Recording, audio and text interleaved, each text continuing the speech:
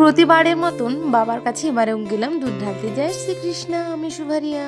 সকাল সকাল ঘুম থেকে উঠে গোপুসোনাকে স্নান করিয়ে খাবার দিয়ে দিয়েছি, আর আমার মহাদেবকেও পুজো করে দিয়েছি। বাড়ির ঠাকুর ফেলে তো যাওয়া যায় না। এদিকে মাও তৈরি হচ্ছে মন্দির যাওয়ার জন্য। আমার শরীরটা তো ভালো নয়, তাই একটা ধোয়া জামা পরে আমি তৈরি হয়ে গেছি আর সমস্ত সরঞ্জাম নিয়ে নিয়েছি। চলো যাওয়া যাক। বাবা প্রতিবারের মতন এবারেও আমাদেরকে মন্দিরে ছাড়তে যাচ্ছে। এবারে আসতে জানো তো আমাদের বড্ড দেরি হয়ে গেছে, তাই অনেকটা লাইনও হয়ে গেছে।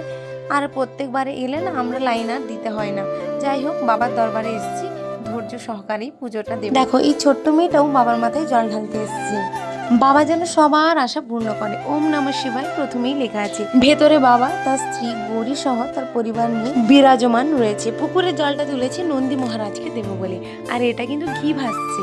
আমার পুজো তো আমি সম্পূর্ণ করে নিয়েছি, এবার একে একে সবাই করছে। এবার নন্দী মহারাজের কাছে এসেছি। এমন সময় ঘটলো একটা অদ্ভুত ব্যাপার। আমি নন্দীকে বলেছিলাম, হে নন্দী, তুমি যদি আশীর্বাদ করে থাকো তাহলে ওই ফুলটা ফুলে দেখাও। সত্যি সেটাই ঘটলো। আর মা তাই জন্য ভালো করে পুজো করে এই দেখো ফুলটা তুলে নিল।